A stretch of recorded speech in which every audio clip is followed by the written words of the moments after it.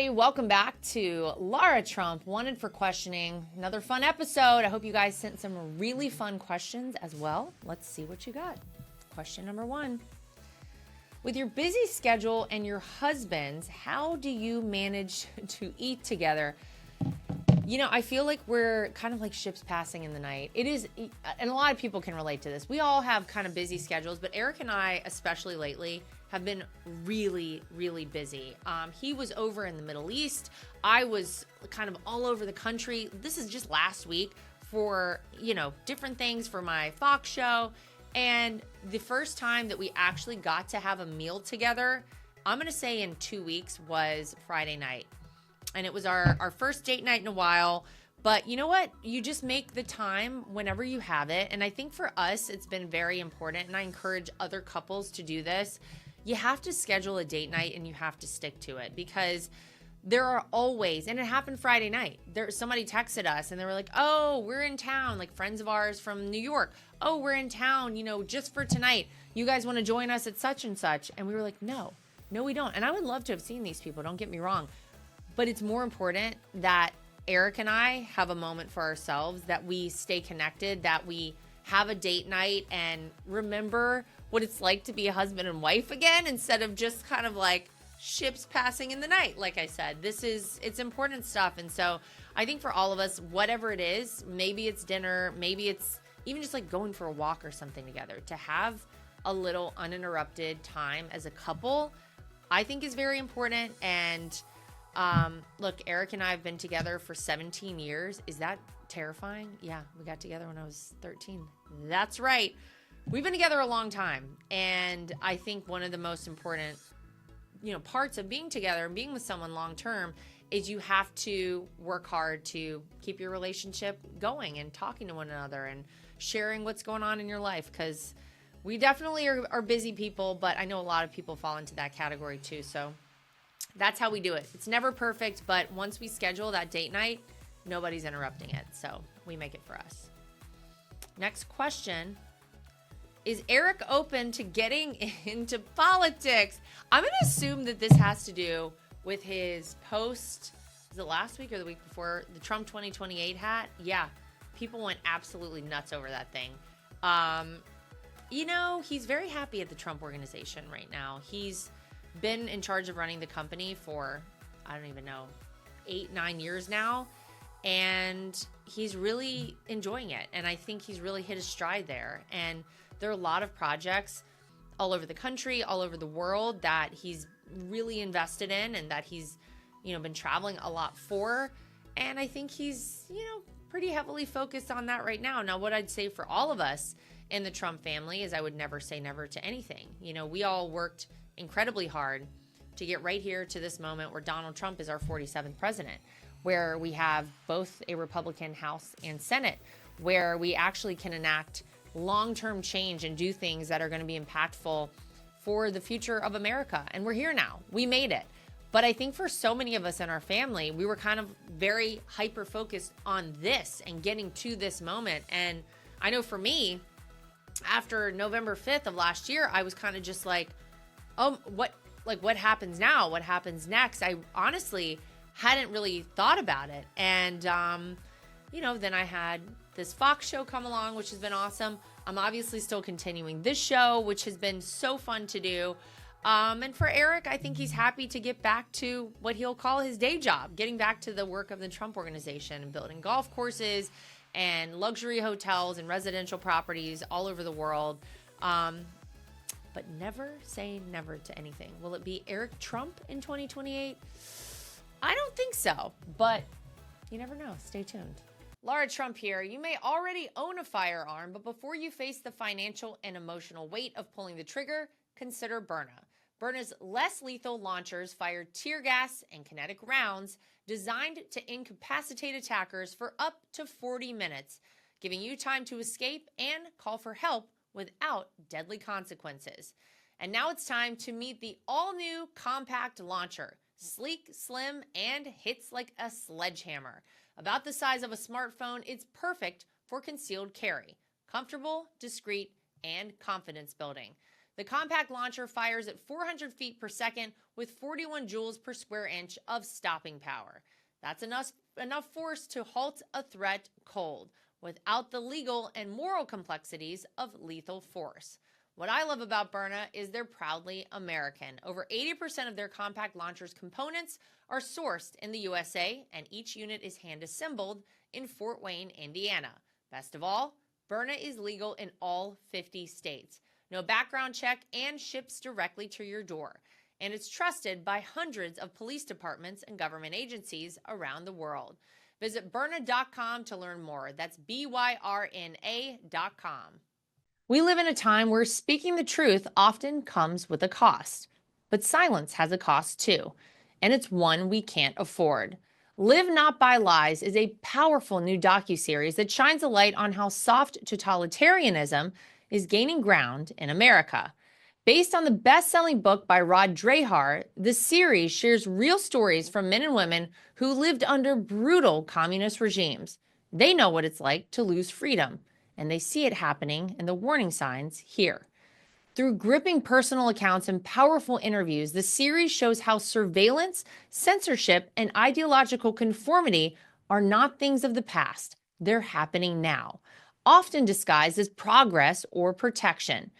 You can stream Live Not by Lies today by joining Angel Guild. Visit angel.com/Lara to join. That's angel.com/LARA. Watch it, share it, and stand firm for faith, for family, and for freedom. Okay, question number 3. What do you hope will be your greatest gift to your children as parents when they grow up? You know what's funny is I was just talking to one of my friends today about this. She said if there's anything you could impart on your children, like any information that you'd want them to know, that you hope as a parent you kind of pass along to them, what would it be? And I mean, I think we all want our kids to grow up to be great human beings, to treat people with kindness and respect and not be judgmental of people. But I think for me, I think one of the harder things in this day and age is to give your children the ability to differentiate things that are true from things that are untrue. And I think in the age of the internet and social media, it becomes increasingly hard to, teach your kid how to judge that. And look, a lot of fake news is out there. As we know, there are a lot of people with a lot of nonsense that they just spew out there with really no backing to it.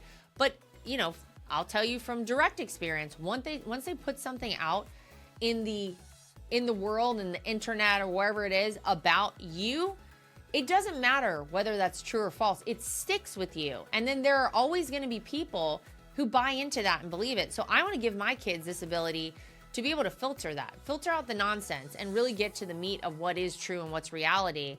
I think another thing that I really hope, generally speaking, that they take away from me and from my husband, because we both try to live and obviously help our kids to live very healthy lives. And I think the Maha movement is something I personally am very excited about. I think the idea that we're in a space where people are asking more questions, but they're also getting answers to those questions. You're not made to feel like an outcast or like a weirdo if you go to get your kid as a 2-week-old baby shots and you say, well, wait a minute, I think I want to space these out, or I don't know if I want all these for my child. I think I want to learn a little bit more. Can we have a dialogue about that?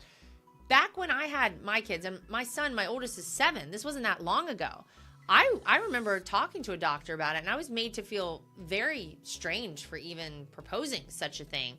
So I think we're coming to a space where people are more comfortable talking about all of that. And I think for my kids, I want them to know what's good to put in their bodies, what's good and impacts their brain in a positive way. Like being in front of a screen all the time is no good. And you look at the studies and the same, parts of your brain that are triggered and turned on whenever you do drugs are triggered and turned on whenever you pick up a phone.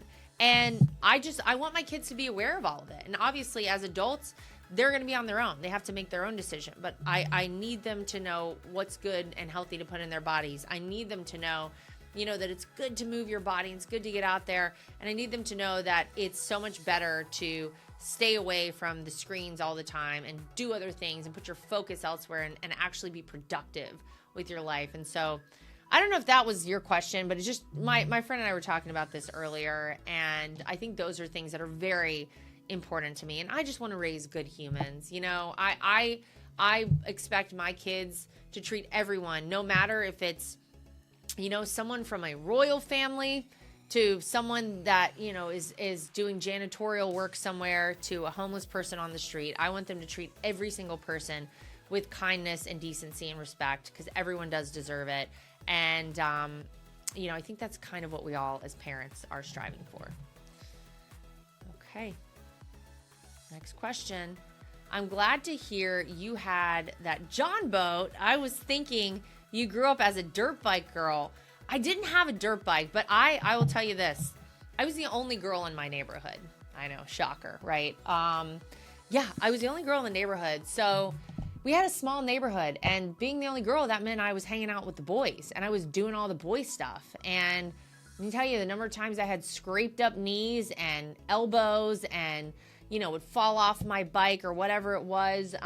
You know, we would jump in the water in front of my parents' house and swim around. I'm like, I think about my kids doing these things now. I'm like, this is a little ballsy that my parents let us do all this, but I'm glad they did, because I think it gave me, you know, a certain level of confidence. And, you know, you need a little, I don't know if aggression is the word, but you need that it's all good. That's all good stuff for kids. So yeah, I definitely grew up a little more with a lot of like masculine influence.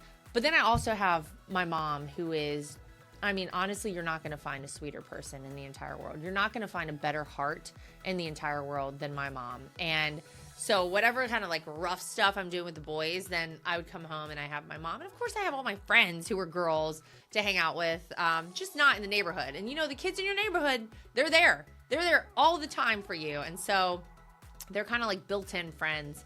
But yeah, I was always we were playing Ninja Turtles. I didn't have anybody around playing Barbies.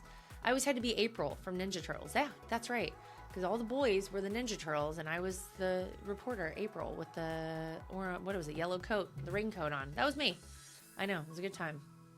Good memories. Okay, final question.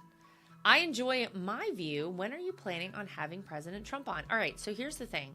My father-in-law literally has told me from before my show on Fox even started that anytime I want, he's going to come on, right? And so I feel like that interview is, I wanted to first get my feet wet, because he was like, do you want me to be your first, you know, interview? And I was like, you know what? No. I want to do this, and I want to kind of like build up to it on my own. I want to get my feet wet and kind of find my way and find exactly what this show is going to be. And then when I feel like we have something different, because you might notice there's nothing else on Fox that's like my view. There's nothing else. I always say it's like 60 minutes without all of the fake editing for Kamala Harris, right? You get a longer format interview with people, and you get to learn more about these people than you probably otherwise would, because most of the time these interviews on TV are like 5 minutes long for most people. So with my father-in-law, I really have been trying to think about what it is I'm going to do that's going to be different for the audience. What it is that we're going to do that no one else can do. What kind of things am I going to ask him that no one else has asked him? And so I'm going to say it's coming soon. I'm working on it with him, with his team at the White House, because I want it to be special. Because look, I've interviewed him before for the Right View, for this show, but I haven't interviewed him yet for my Fox show, and I feel like it's very special, and I want to get it just right. So if you have any suggestions or things you guys think I should ask him, or questions that you feel like you haven't heard anyone ask President Trump, send them my way, because I want to know. I want to get it right, and I want to do a great job. So so that's what's taking so long. I'm just trying to be a perfectionist.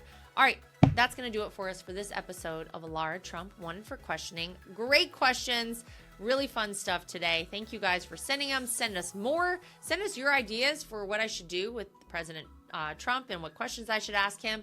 You can post under this episode, or you can go to any of our social media. Make sure you like, subscribe, share, and follow, and we'll see you back here next time for more of Lara Trump Wanted for Questioning.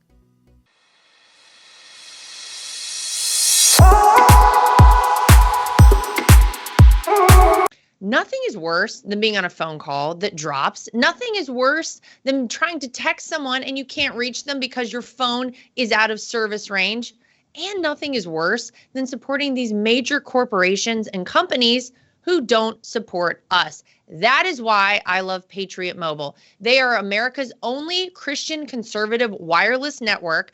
They use every cell tower out there available to all networks so that they have the greatest 4G and 5G coverage nationwide, and they support the causes that are important to us as conservatives. If you go today to patriotmobile.com/Lara Trump and use the promo code Trump, you will get free activation today. Again, that is patriotmobile.com/Lara Trump. The promo code is Trump for free activation so that you can get a great cell plan and feel good about doing it.